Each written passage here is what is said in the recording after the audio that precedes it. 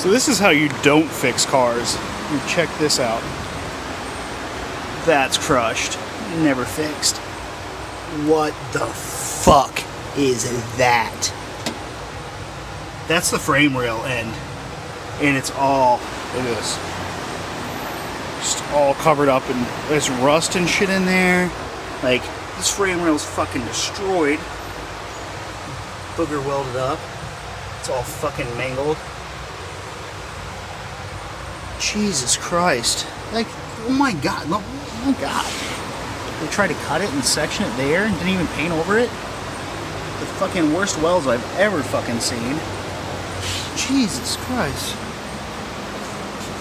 Oh, here we go. That's nice. Good fucking god, dude. It's like more work to fuck this thing up than it would be just to fix it right.